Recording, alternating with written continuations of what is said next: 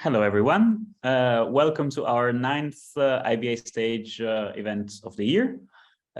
For those of you less familiar with the series, IBA Stage is an online series in which invited biennials have a chance to deliver a presentation of their more recent project.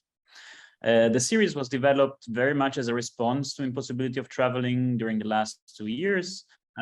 But we decided to keep it as part of our ongoing public program, as we thought it would continue to be a great tool to create a lasting archive of biennials across the world for our members and those interested.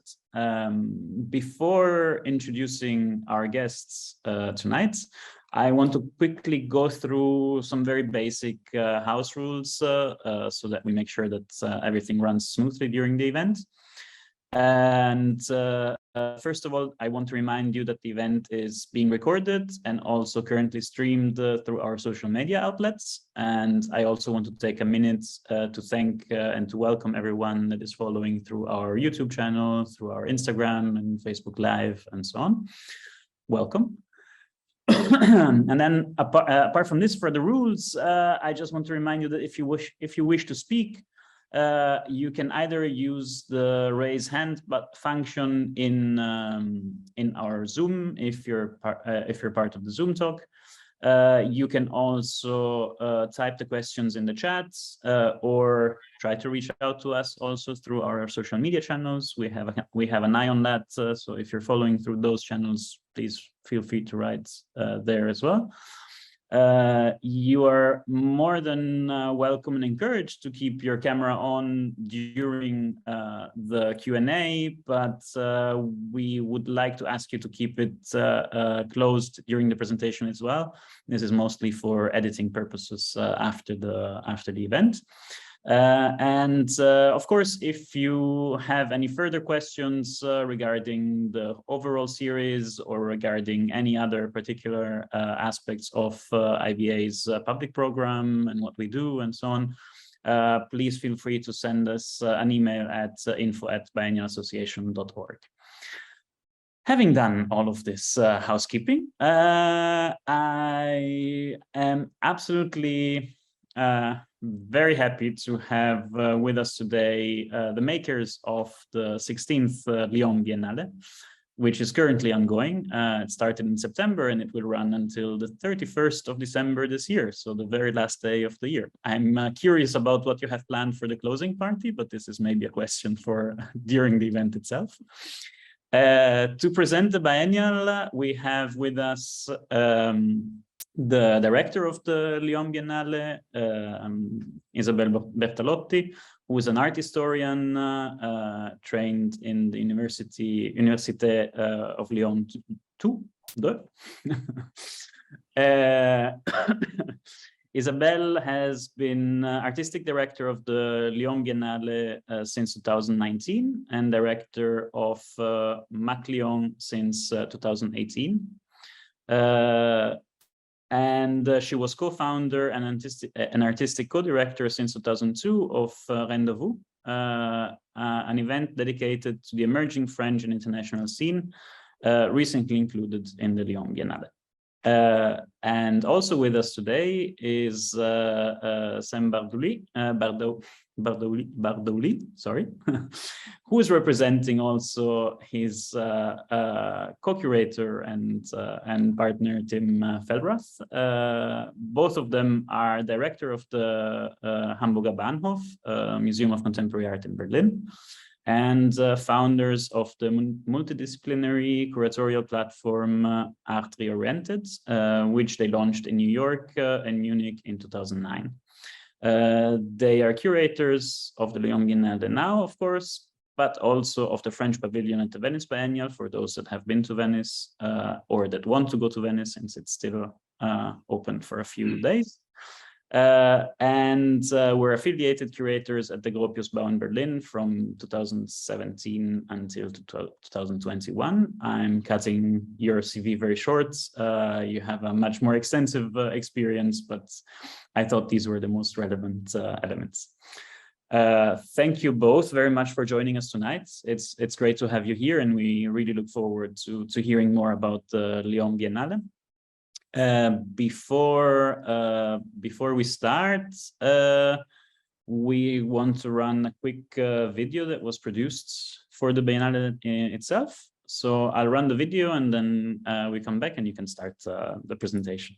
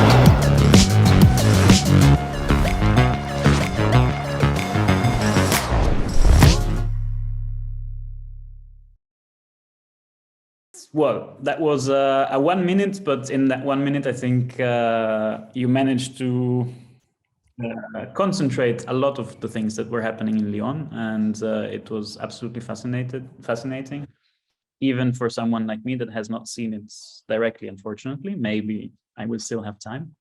But yeah, we can't wait to hear more. So please feel free to start, and we'll listen and hopefully discuss it afterwards all together. Thank you very much. Thank you, Christian, for the introductions. I can speak on behalf of Isabelle and Till, who's not here today, in saying that we're very, very happy to be here, to be able to share a little bit the process, the work behind the scenes, the ideas, the collaborations, the connections that have developed over the course of almost 3 very intense years, for all the good reasons and sometimes the less than ideal reasons. But I think before I get into the biennial itself, it's important to say that the last 3 years have been, for many of us, a time of a rude awakening in a sense. Maybe it started off, and it still is in many ways, a crisis. We are trying to grapple with a major shift in the way we understand how do we act as cultural agents, not only within the institutions or the circles that we have been entrusted with, but also within our communities, within our societies. I think there's a lot of change. Change is a good thing. Sometimes it's forced on us. We have no option. But also it's a sign of life. It's a sign of growth. It's a sign of transformation. And I think probably one of the most important frameworks that have guided our thinking about the Biennale from when we started until today, actually, because it's an ongoing process.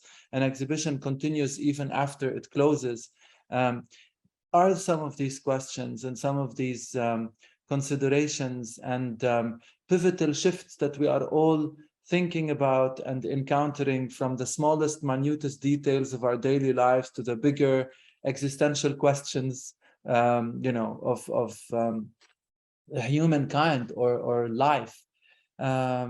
So it's always very, very challenging to be able to reduce all that into a small presentation and to talk about something that is extremely complex.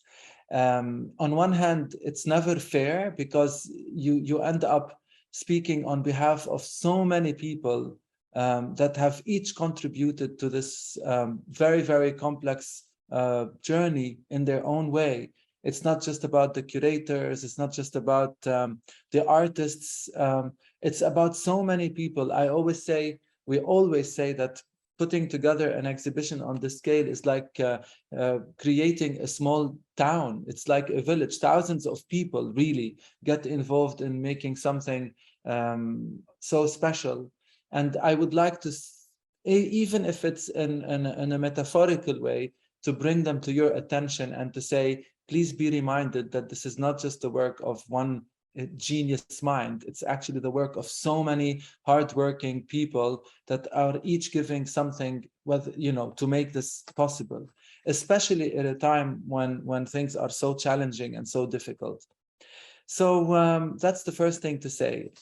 The second thing, which I think is also important to bring into mind, is that you always start a project with certain ideas, and then life happens. It's like anything else in the reality of things. You have aspirations, you have hopes, and you're very lucky if life happens to present you with the elements that are necessary to enhance your idea. And sometimes you're not very lucky, and it's always a mix of both. There are certain things that work to your advantage and certain things that don't work to your advantage. And I think this is where curation or organizing a biennial or anything becomes more a process of mediating the positive and the negative, and the things that are working for you and the things that are working against you. And then, of course, you open a show, and the journalists come, and the critics come, and the art professionals come, and they only see things from what is being presented at that particular moment, whereas it's not really at all about what you see on the surface, quote unquote. It's about all the layers and all the factors that go into this, which in many ways perhaps are more important and more lasting than just the exhibition itself. So I think it's important to have these things in mind as we approach, the conversation. And you will realize that there's no presentation in a sense. I think it's very easy, even when we're talking now, you can Google Manifesto of Fragility, the 16th Lyon Biennale, and there's zillions of images that come up of all the different installations. So there's no presentation or slides. And we might look at some images at some point, but we felt that it might be more interesting to keep it a little bit conversational and have that ability to ask questions, make comments, and engage in an exchange rather than a didactic exercise. So how did we start thinking about the biennial, and how did the process, what triggered the process? I think when Isabelle Bertolotti invited us to curate the 16th edition, this was, announced in March 2020. And clearly, that was the moment where the world changed. In April, everything was shut down. We couldn't travel anywhere. And it was very, very disheartening, because when you start a project, you always start with a lot of excitement, and you want to go and you want to do the studio visits and you want to run around the world. And we're like, wait a second, obviously this is not how it is going to be. And it won't continue to be like this, even after, if there is ever an after, really, COVID or the crisis or. So in a way, it was very important for us to take a step back from just jumping in, as we usually do, and go back to the basics, and go back to the foundational factors or lines that underpin our curatorial practice at large. And if I can summarize them, I would summarize them in 3 words. I think we call them the 3 C's: content, context, and communication. So clearly, the first thing that we were thinking of is, what is the content of this biennial, and how can you generate content when you actually cannot be in the city where you have to be? Luckily, we knew Lyon well. We had been to several editions in the past. We had a certain feeling of the city, but clearly we needed to dive in and understand that context much better in order to create something meaningful. For us, it was clear from the very beginning, and this was something that we had a lot of synergy with Isabelle, that we did not want to create an exhibition that could be the same anywhere else in the world. We wanted to do something that truly connected to the city, not only in terms of venues and locations. As you saw, there are 12 venues from the short clip, and they're all very distinct because they reflect different periods, different styles of architecture, different stories that are very important within the city. Some are very known, some are completely unknown. But also it was very important to do an exhibition that involves all the cultural institutions and as many partners as possible within the very, very multi-layered landscape of the city. So from the beginning, we reached out to all the museums, to the universities, to the cinema school, to the dance school, to the opera, to the Théâtre des Célestins, to the Museum of Fine Arts, the Roman Museum, the City Museum, every single institution that we could think of. It was an open invitation for us perhaps to learn before we actually start pontificating and coming up with these concepts that parachute into a place. And of course, as we started traveling again, we would go back to Lyon and spend a lot of time talking to the curators and the teachers and the students of all these different institutions and listening to them and learning from them, learning about their passions, learning about their collections. So in a way, it wasn't just about bringing something that we thought was resolved in our minds, but to kind of create something that would become a cross-fertilization, the result of a cross-fertilization of ideas and interests and passions within the larger context of Lyon as a place, but also as an idea, as a reference, as a history, as a geography, and so on and so forth. So this is, I would say, one of the most important frameworks within which we operated over the time of preparation. Then the other very important thing for us was to actually clearly talk to artists. I mean, at the end, artists are the meat, everything else is maybe the skeleton or the support structure, but then it's about empowering artists, allowing them to do work that is meaningful. And I always, use the metaphor of an orchestra when it comes to talking about, artists in the context of a big exhibition. I feel sometimes that the integrity or the intention of specific works or artists are leveled and, are subsumed, are consumed by one large overarching curatorial narrative. And for us, it was very important not to do that. So we did not approach the artists with a theme and say, oh, how can you tell us how your work fits our theme? Or do you have works that can illustrate our idea? This is definitely not how we operate. But it was, again, about having a conversation and listening to where they were at the moment and what were their aspirations and how they were responding to the confinement. How did they imagine a world that is so precarious? And how could we continue to think of different futures, of different ways of living together, living with other species, living in this world? And there's a word that kept on coming up all the time, which is fragility. Everybody was talking about how fragile they feel, that they are confronted by their fragility, and that it's the only perhaps universally felt truth. No matter where you were, no matter who you were, rich, poor, educated, not educated, in art, in culture, in politics, in medicine, we all felt how fragile we were. And with such a small, tiny virus that's not even visible to the human eye, everything came kind of like crumbling down, and we had to rethink everything. So fragility started becoming this kind of recurring idea or recurring theme, and this led us to open up the conversation about fragility, not only from the lens of the current moment, that's because we did not want to do something that was confined by the urgency of the now and by the panic of what was happening at this particular stage. So we actually went back in time and we started looking at fragility in art. And this is a great example that just popped up on the screen. The fragility of the artwork, how artists in different decades, in different periods were relating to fragility, the fragility of themselves, but the fragility of their environments, the world in which they live, the fragility of their practice as artists, the fragility of materials.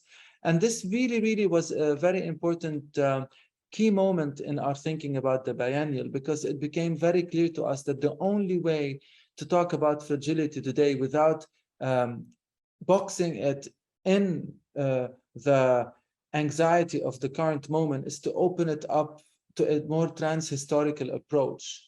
And this, in a way, connected to the conversations that we were having with the museums that were working with different periods and different types of art.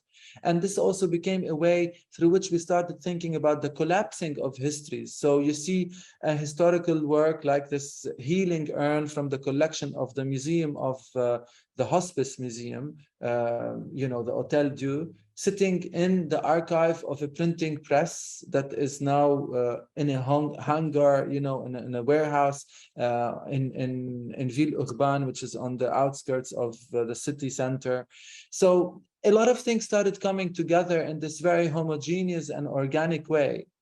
And this was coming out from the conversations of the artists. This was coming out from conversations with other colleagues and curators. This was coming out from conversations with people living in Lyon. And then this started becoming also clearer and more apparent to us when we started digging into the histories of Lyon, the stories of Lyon. So not only looking at artworks, but also looking at locations.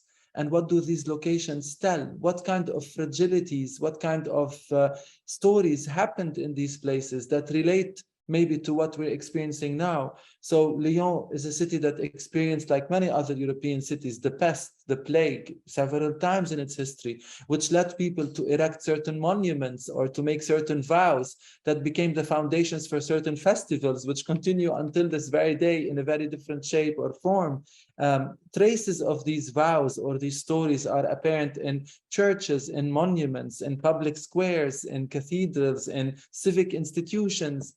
So our research really was happening in a way as field research, talking to people, as specialized research, talking to artists and curators and museums, and also as academic research, digging into historical archives in the municipality, in the Bibliothèque Municipale, in the university, and understanding a little bit more the history of Lyon.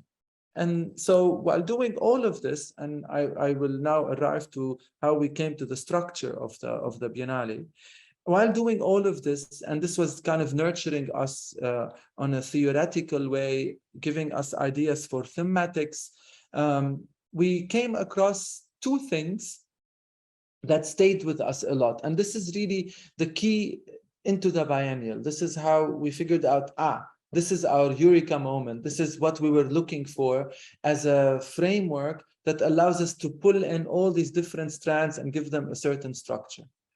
So while working on our research, we came across the story of a woman, a very young woman, probably when the story starts when she was barely 18 years old.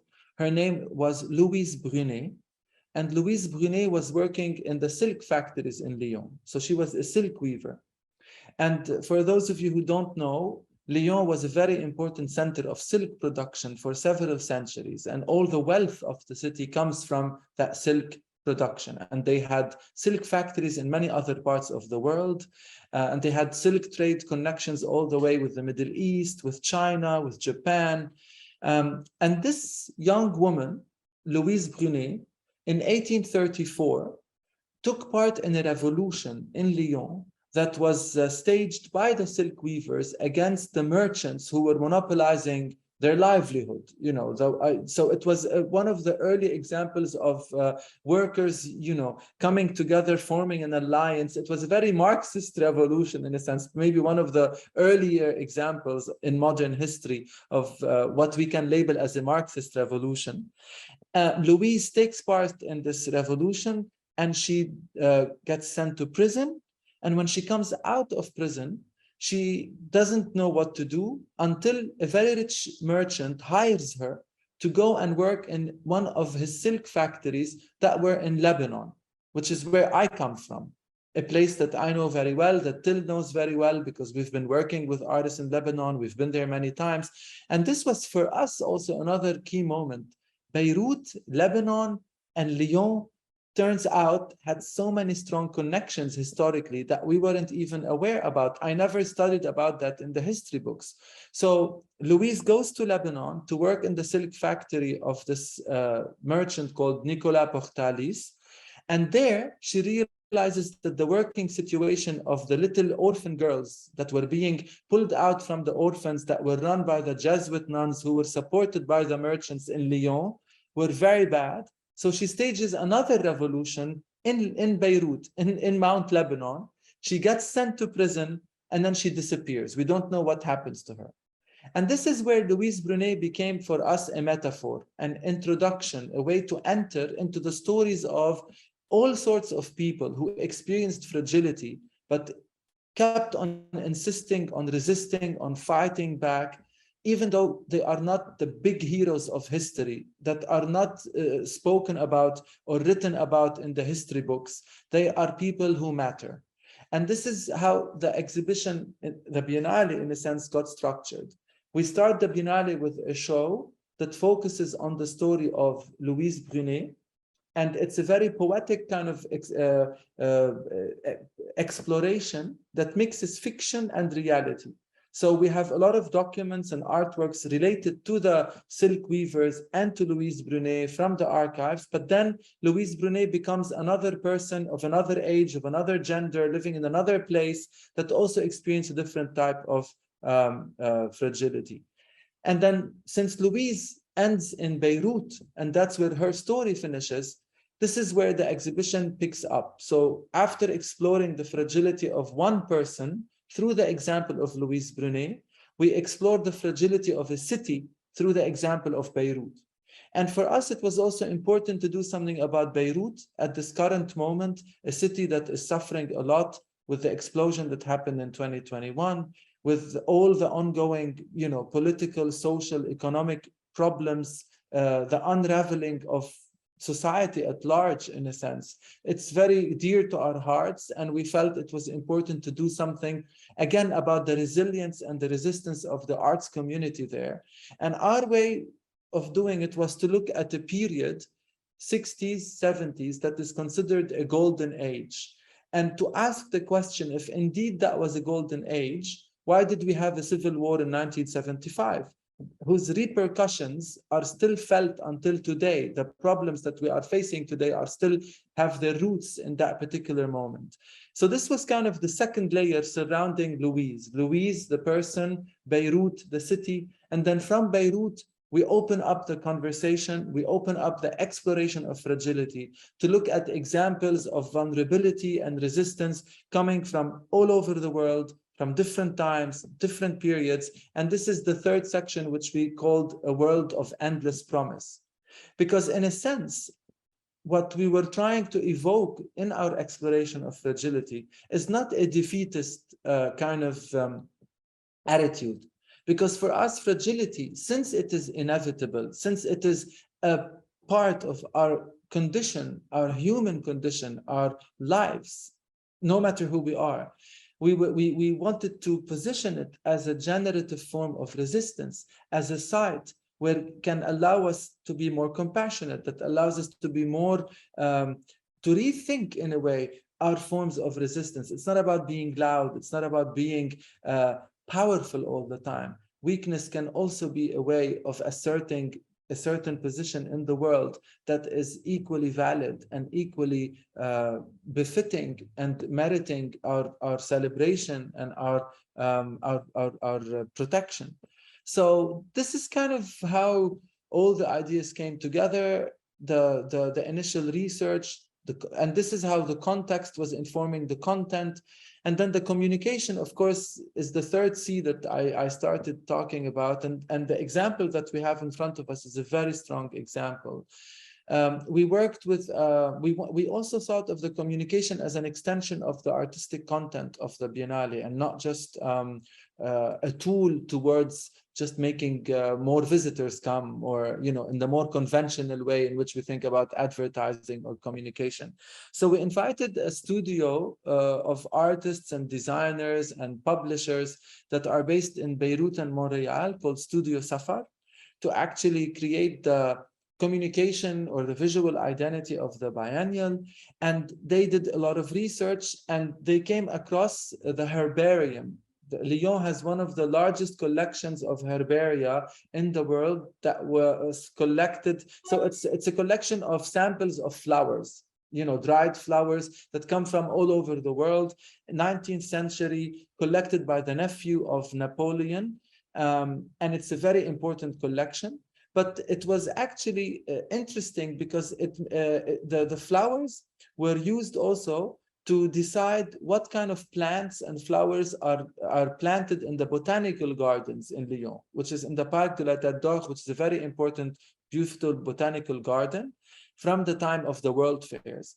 And the botanical gardens were actually created to provide the silk weavers with new motifs of flowers, of plants, of leaves, so they could actually create more interesting and keep on changing the designs of the silk textiles that they were creating. So collecting the world, organizing the world, the economy of the silk, the colonization that comes with that, the oppression of the workers. I mean, all of these things became something that is represented in this fragile flower that also, even though it might be dried or pressed or printed, resists and continues on resisting because it wants to keep on living in some shape or form. So the flower became the starting point for how we wanted to communicate the biennial. And, if you go on the website or you also do a Google, there's a series of films that Safar did where in different languages, 6 or 7 languages, where they work with the motif of the flower. On one hand, as something very fragile, evoking this precariousness and vulnerability that then turns into something almost monstrous and powerful to talk about resistance in all its shapes and forms. That's all I can think of, which I think is relevant for this particular talk. I'm trying to give you the panorama and the view of how the process developed to arrive to the structure of the biennial. And maybe I can now leave the word to Isabelle, because I'm sure from her perspective as the director of the Biennale, she also has other things that are important and complementing some of the things that I have been talking about. Thank you for listening. Thank you very much, Sam.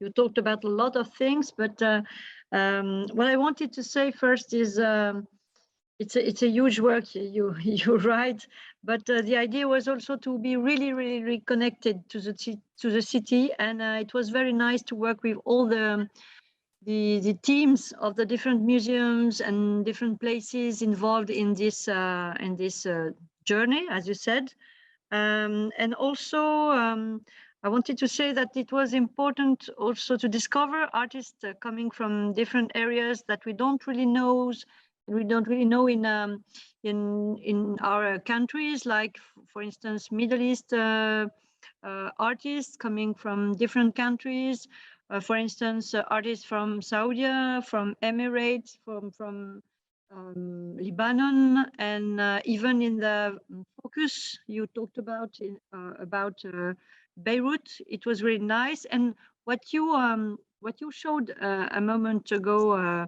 concerning the flowers on the facade of the train station was also important to see words written in Arabic.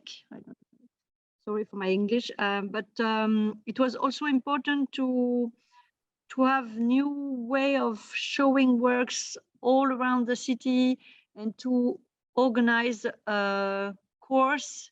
You could work. It's too big to do it in a day. That was important to say, that if you come for a day, it's not enough. There are 12 venues, and the idea was to propose to the public for Lyon, of course, first, but also for tourists or for professional people to discover not only the works, not only the exhibition, but also the city and also the life, and also to meet people, and also to see, as you said, you can see in Lyon the history through different architectures, even the archaeological museum, but also Museum of Contemporary Art. So these are two different places with in between 2,000 years. So you can feel this in the exhibition, because there is trans-historical works and also transdisciplinary works. And that was also important to mix all this and to propose a journey and stories that, as you said, to the public. It's also for public, for young public, but also for professional public. So you have different level of lecture, and that's, for me, that was important to have this possible reading of different works involving, of course, all the artists. And one more thing is that we invited a lot of them, more than 50, to come and to produce the works in Lyon, and with companies, with different kind of people who were also involved. And as you said, more than 1,000 people were involved in the Biennale. It's more and more people because of the different companies we worked with. But it's also important to have a connection with all the economical tissue, and also the all the people, not only the cultural sector, but also the economical and sometimes political also person. So that was nice to have all this connection to this different project. But maybe one more thing was also the way you choose your artists, because I know you didn't care about, but it's normal for you. But I also asked that a lot of women artists were involved in the Biennale, and you did this in a easier way because you do this all the time. And the last thing I can say is that it was important to have also young artists and also older artists, and so that was a range of artists quite interesting, and also different medias. And as you could see in these different views of works, you also have films, you have sculpture, you have tapestry, you have many performances, and different kind of work, which are also important for us to deal with. But one more thing is also the work we did, not only for the this manifestation, but also for during the time between two biennales. We also have a program called Veduta, which is a program with which we work with inhabitants in the city, but also in the suburbs and also in the countryside, for the duration of the Biennale, of course, but also in between. And it's important to have this kind of people that maybe will not come to the Biennale. Sometimes they can't come because we work, for instance, with jails or with hospitals, and that's also important for us to have this program. Very important to work with that people who cannot come, but also we think they couldn't come, and at the end we hope they will come for this Biennale and the next one also. And that's important also to have this connection with the people. And that was a great moment with all these kind of people, of course scholarship, but not only, and also people from different areas too. So that's the important thing I wanted to say. Thank you, Isabelle.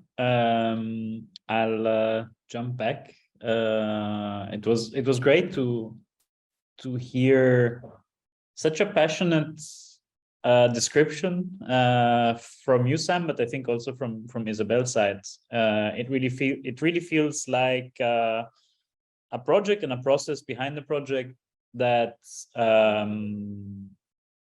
that probably took a lot of effort and probably took a lot of time, but really resonated with the city and resonated with certain communities and so on. While waiting for, and of course this is an invitation for everyone to raise their hand, send us questions and so on. In the meantime though, I wanted to start a conversation a little bit, and maybe start it.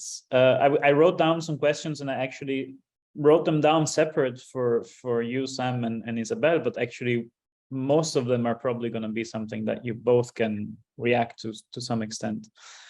And maybe I want to start with something that I had thought more specifically on Isabelle's side, because it concerns the institutional side of the Biennale and so on, but I'm sure that that's something that came up in your discussion. So it would be great to hear both of your reactions to this. But it feels very much, and knowing also the history of the Lyon Biennale a bit, it feels very much like, not only because of COVID, but probably also because of your personal approach to projects like a Biennial, that this was a move away from the usual way of doing a Biennial in Lyon. And COVID definitely played a big role, I'm sure, but I'm sure that Sam and Till's approach also contributed to this. And starting from the fact of the use of the venues and the relationship with the other institutions and so on. So maybe it would be great to hear, first of all, from you, Isabelle, how this process was and how it was felt from an institutional perspective, and how you navigated a very different way of conceiving a biennial. But as a reflection, I think the question for Sam is, as someone that is working with an institution, but of course also external to it, how the relationship was. I mean, I'm talking about how you set up something like that, but that's also how you maintain it and how you develop it throughout the years that it takes to develop a project like this, no? And because it really feels like something fundamentally different from other biennials that I know of as well in Lyon. I know it's a big question, sorry. Okay, I can answer first. That's right. I wanted to have not only an event for 4 months, but more, you're right, COVID was, of course, a part of the reflection, but not only. I wanted to have a very important collaboration with other teams of other places, other museum, of course, but not only. And as I said, multidisciplinary way of thinking. So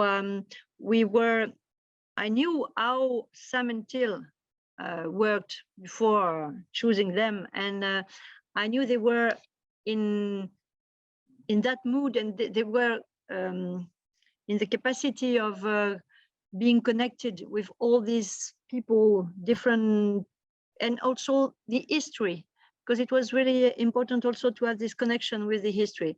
But at the end, what was important too is that the public will be part of the reflection. So also the way, we didn't talk about the scenography, but Olivier Gothals, who's one of the artists chosen by Sam and Till, is, as we talked about Safar, is as involved as an artist in the Biennale as the other artists. So he did the scenography, and we worked together about this. And the idea was to involve the public even from outside, inside, not only in the exhibition area, but for me, the exhibition area is the city. So it's not only the place where you could see earlier, but it's the way you are working in the spaces, different spaces, but also the feeling you had with the sound, but also if you can have a rest, or if you can drink something, or if you can meet another person, or if you can discuss with another person. Because as you said, during the COVID, it was very hard to meet. It was hard to be connected. It was hard to have discussion about things. I mean, real one, not by video conference, but real in reality. So the idea was also to have seats, to have places where you could share the works together and feel together this. And the way you were also, the way you are connected to the city when you go from a place to another, when you go through the park, for instance, and you discover the works between the trees, and so you can see it, you can listen to James Webb installation, for instance, so you can discover or smell, or what for the moment you can't do it with a computer, but you can feel it when you are in the exhibition. So that was also, all these things are connected and was very important. And Sam and Till did a really important work in that sense. It was really interesting to work with them, and also with the artists involved in this whole journey, and that was important for me. Yeah, I fully agree with what Isabelle said, clearly, and I could add maybe a few points to pick up on the last thing that Isabelle said, how important it is to work with artists. And I can see that there are two artists from the Biennial who are with us. I see Hashel, and Yunya was also on the screen. I don't know if he is still with us. I mean, clearly for these artists, and for a lot of the artists that we worked with, the space was very, very important. And I think this is also a reflection maybe on how we tick, what gets us excited also as curators. I think a lot of time you go into exhibitions and it feels like you are lost in the paragraphs of a text, and you spend so much time reading, but you are never invited to truly look, to see, to feel, to smell. Your body as a receptor is never part of the equation, whereas an exhibition is first and foremost a physical, corporeal, spatial experience. And I think this is something that is always very important for Till and I when we are working on a show. How do the artworks and the architecture come together to create something that is far more engaging than just each one of these two when they exist on their own? And also how to restore the agency of art to talk to us, not only intellectually, but also to talk to us from a guttural point of view, from an emotional point of view. You know, this Cartesian distrust of, you know, everything that's defined and non-empirical is something that we utterly detest. and I think this is where art can do things that a cerebral exercise sometimes fails to do. And I think this is perhaps one of the things that many people have been noticing and feeling when they are going to see the Biennale, that the space and the placement of things and the scenography that we developed clearly with Olivier, that completely transformed the experience of the works, enhanced the appreciation, I would hope, of the works, and how much space you give them, and why do works sit where they sit, and why are these works in this place. And I think a lot of thought went into it, and I have to say we were also very lucky that we could have almost all the artists that had to do work where the architecture and the space were very important came to Lyon, maybe twice sometimes, and then for the installation. So that was also a great advantage, because they could live in the spaces and feel the spaces. I would also say the two other things that probably were important, and that's where the synergy also with Isabelle is clearly there, is again the idea of not being in one location or two locations that are usually used for the biennial. Usually in the past, it's the Sucrière, an industrial site, and the Macleon. And then in the edition of 2019, it was the Usine Fagor, which is an industrial site, and the Macleon. And most people never go into the city, never see the layers. And so it was clear from the beginning that we wanted the city we wanted people also to engage with the city, and to have a contemporary biennial of art rather than a biennial of contemporary art. So the idea was to have a contemporary point of view from today, without blurring, things, without historicizing things, but as much as possible trying to bring back the contemporaneity of things that come from different times and places to the current moment. And this is where this historical approach becomes very, very important, which is really not about garnish. It wasn't about throwing one or two things, a modernist female painter in a corner because it's politically in vogue to do so, or whatever, no, it was really about putting things on the same level. And you will see that in all the locations, whether it's the moulage from the 19th century, whether it's the historical paintings from the 15th century onwards, whether it's the ex-votos of the 19th century, whether it is the Roman antiquity pieces from Roman times all the way to the 3rd century AD. I mean, these are all things that they say their own thing also, and are as powerful as, a video by Gabriel Abrantes or a series of photos by Terence Simon or. So I would say these three things are very important: the sensitivity to the physicality of an exhibition, and the history and the location, the city itself. These are very, very important.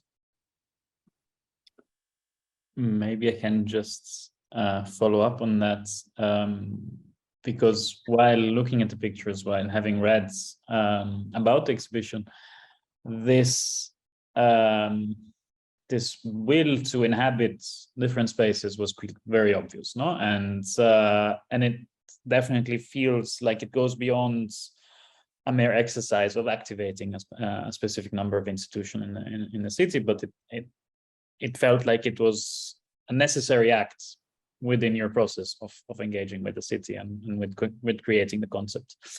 On the other hand, of course, we've seen this many times before, and we've all had the experience that, of course, there are spaces that react differently to the engagement with contemporary art. Now, some institutions are more ready to do it. Some institutions are more acquainted to it. Others probably a lot less. But I do imagine that doing it in such a scale also involves a lot of learning on both sides, no? On learning about an institution, but also for the institution on learning and listening and understanding, maybe a way of understanding also art in a different way than they usually do. So I'm wondering how much this happened and how it went in the process. It was something that I had written down already before, but I think the way that you spoke about the importance of the physicality of the art, the physicality of the presence of a specific object and work, or whether it's an object or a performance, I think it's relevant in this sense. But the presence of a contemporary gesture, let's say, yeah, I'm wondering how this process of this dialogue with institutions that are less used to work with contemporary art and with contemporary artists, and I'm very glad to hear that there are some of the artists present that are in the Biennale. So welcome also from our sides. Anyways, just a quick comment on that, I think. Sure. I mean, maybe if I can just quickly say a couple of things. I think again, what is special or could be very, very essential to any form of exhibition making is the long-term changes of consciousness and perception that happen and outlast the duration of a show amongst the people who work on this collaboration, on this exhibition, and of course with the public. So clearly, there were a lot of moments where it felt like we came from very different backgrounds. When you're talking to a curator of medieval painting on wood, they have a very, very different view on how that work should exist and what it signifies. Not less valid or better or worse, just different.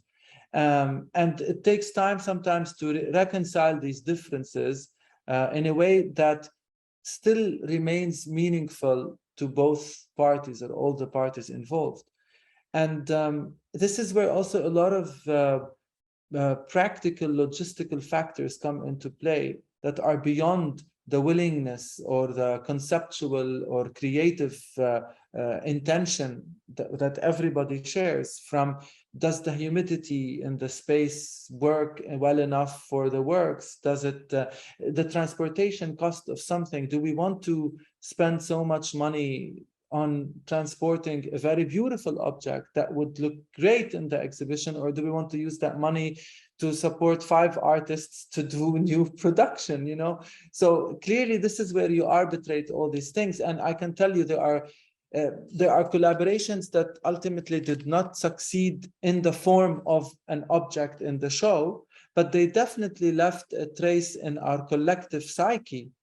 And these institutions are now thinking in a different way about what it's like to work with a contemporary artist. And we are thinking in a very different way about what it means to want to show or to bring a quote unquote historical object, but not burden it by the fact that it is from 600 years ago, but actually pull out the contemporaneity. And so the conversations that happened, is what I'm trying to say, are so much more important, in my opinion, than what was eventually presented. We managed to do a lot of, I think, beautiful and strong and meaningful presentations, but what will last much longer is the educational experience and the learning that happened and the exchanges that happened, which probably set the terrain for another collaboration that we would want to initiate somewhere else, or that they want to initiate something else. So I would say everything becomes a strength and a richness. It's not just about getting the object into the space. Maybe what I can add is that we collaborated and talked a lot, for instance, with the Metropolitan Museum, with the Louvre Abu Dhabi, with the Dresden Museum. We had a lot of conversation and proposals, and it couldn't be like an object in the exhibition, but it was really, really interesting also to talk with all of them. And at the same time, it was also a lot of discussion with people in archives, I mean, also private archives, in the Silk connection, and all these communities, quite different, are also important in the construction of the Biennale. And all these things are also really important for the future, or for different projects, as you said, Sam. But I also wanted to add that, for instance, for Beirut, the first part of this exhibition was shown in Berlin before, and then in Lyon. It was a part of the Lyon Biennale, and then it will move to another place after. So which is also a new way of thinking, the way of installing an exhibition like Biennale, which is not a finished event. It begins in another part. It can be in part of Lyon, and then after become another thing, and it's a new connection with other people. Maybe later some co-production will be done with in another way. We had some works produced in another places, but coming here in a new way of showing the piece, which is also connection, which are really important for me and Sam and Till, of course. And all this, it's not like a finished work. It's more a beginning of things, as a new adventure, which is quite nice to collaborate with other people from everywhere in the world. Yeah, thank you. I think to render explicit the instrumentality of the question,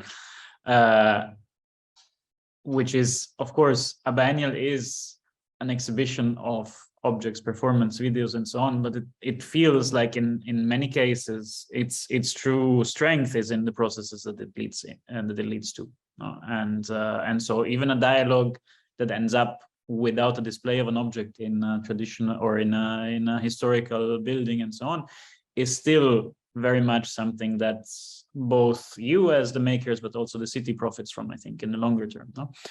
And I think this goes also very much into what Isabelle was describing when she quite explicitly said it's too big to be seen in one day.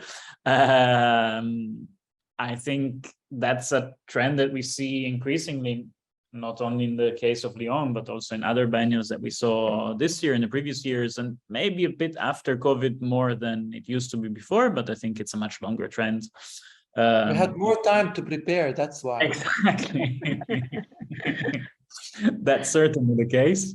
But I think it's also like a different approach that we're all having in terms of what matters. So no, it's less this obsession about, yes, of course, the international public is, and the international and professional public is extremely important, but ultimately they are gestures and they are moments for the whole city to come together, no? And the whole city to engage with it. So in an ideal case, we know that that's not always the case in every time, but it definitely feels like that was the attempt also in this project in Lyon. And I'm wondering, building on this, I'm wondering, you talked, Sam, a little bit about the geographies of the artists that you involved, and Isabelle as well. And I think it's also quite relevant, as you said, that most of the artists were able to go and go multiple times to Lyon and to the areas, to the sites, sorry, where their show, where their works are then displayed. And I'm wondering how much the choice of the artists and the collaborations that you choose to initiate for the Biennial were also a result of the communities that you met on the ground. Like you talked a little bit about the history, for example, of Louis Brunet and her connection with the Middle East and so on. But I'm wondering if that is also a reflection of what you found in Lyon on the ground in your research, or if it's much more because of your personal connection with the area. And so on. Maybe Sam, you can talk about Nicolas, Dauban, or Organon, or different. Yeah, I think it's a mix of several things, because at the end, every decision, every choice, and maybe choice is not the right word, because it's more like a relationship in a way. Every time you're working with an artist, it's not like I am selecting the artist. I don't like, that word, or I am choosing an artist, because in a way they're also choosing you. Yeah, they're also saying, I want to do this. I want to collaborate with you, and we have to go on this dance together and create music together. And like any relationship, it has ups and downs, and it's too boring if it's just too plateau, like it's always like lovey-dovey. It's nice to have some conflict sometimes, but the idea is, I think it wasn't, for me at least, it wasn't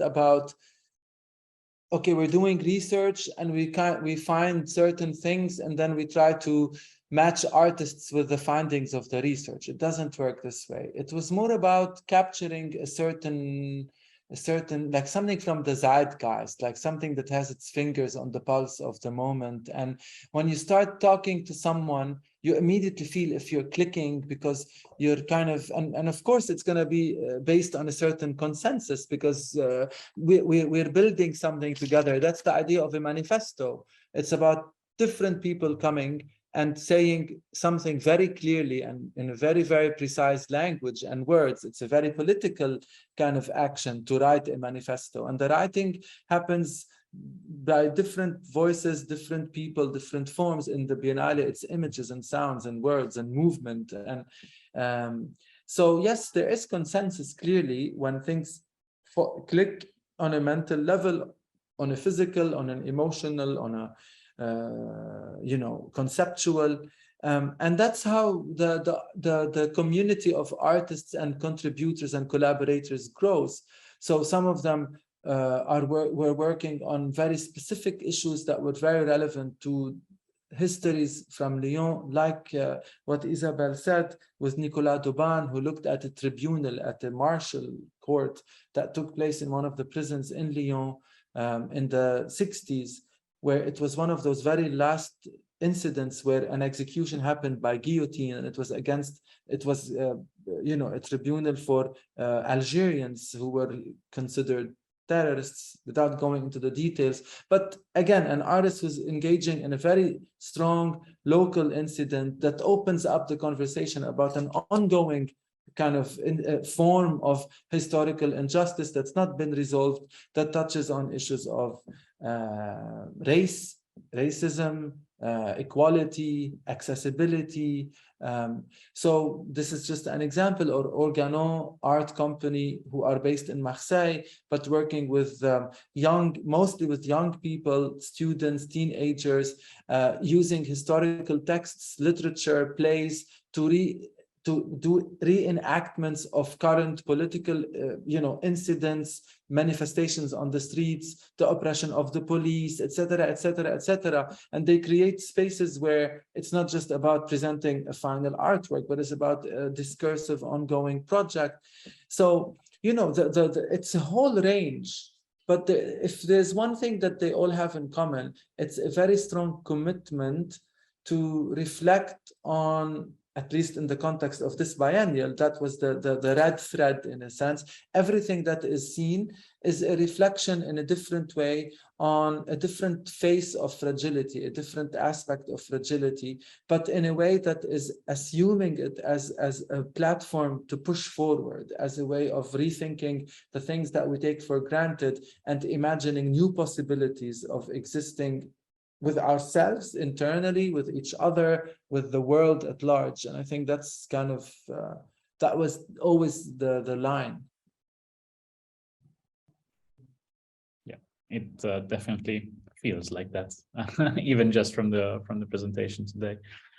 And yes, of course, I completely agree with what you described as a process of engaging with the artists and so on. And it's sometimes complicated to ask a question without falling into the traditional ways of understanding the role of yourself as a curator. But of course, it's more an encounter, I would say, an encounter, a conversation that starts with the people that you work with.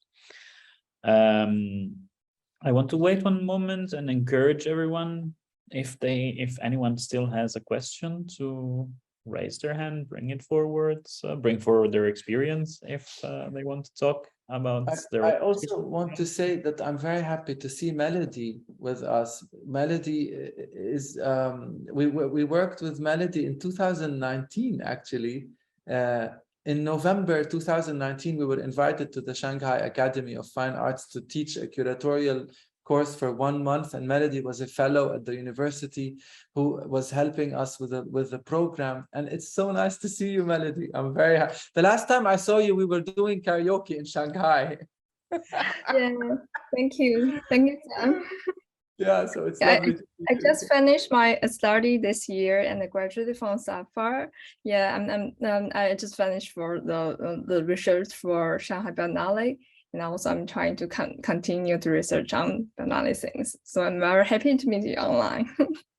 Good to see you again. I'm very happy to see you, and hopefully we'll be able to come back to Shanghai in 2023, or you come and visit us in Europe. Yeah, of course. Good. And of course, we have Hashel with us, who did an amazing project for the Biennale. Hey, Hashel. Hey, Sam, Isabelle, and everyone. Nice to see you. How are you? Welcome, I'm good. welcome. How are you? I'm good. Busy as always. But again, Hashel is from the UAE, and he did a phenomenal project that combines painting, video, sound, installation, sculpture with ready-mades, and jewelry from Dubai that he created, placed in a beautiful vitrine. And it's a beautiful project in the Musée Guimet, which is an abandoned 19th century museum. So again, it's good to have you with us.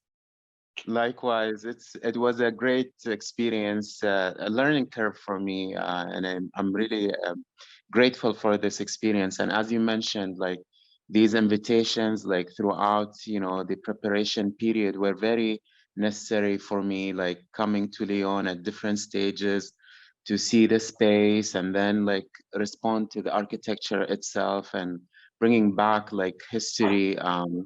From the space itself, and collaborating with you on this project. So I'm very grateful. And I'm trying to convince my mom to come with me before the biennial closes, because she was actually, since you mentioned the vitrine and the jewelry, so she was my collaborator. Ah, excellent. We should put her name on the wall again also. Well, we are going to be there. We're going back to Lyon from December 16 to 18. So if you can come during that time, it would be great. Okay, I'm gonna try to convince her, with my personal circumstances. And I mean, you touched on the fragility and like all of that, but what I could share also on a personal note, when I received the invitation, I've just lost my father. So I was going through a lot of emotions, and that was like my, trying to cope with the situation and getting, get going with the project. So it meant a lot to me. And bringing my mom to see this piece is very important, and connecting the world as well. So well, it's wonderful to hear it. Yeah, I mean, I'm jealous. Can I say that I'm jealous for the collaboration that you had with the artist? It feels like one of those projects that really created also hopefully long-lasting bonds and friendships, if you may say. So thank you very much, Hachel, for being here and for sharing. Thank you. Looking at the time, I hate to be the bearer of bad news and to remind everyone that we're nearing a close. But first of all, if you're seeing this also as a video afterwards, before the end of 2022, the Biennial is open until 31st of December. Which reminds me, I want to ask if you've planned anything for the closing, since it's the last day of the year. So if you have time, of course. Concerning the public, not particularly.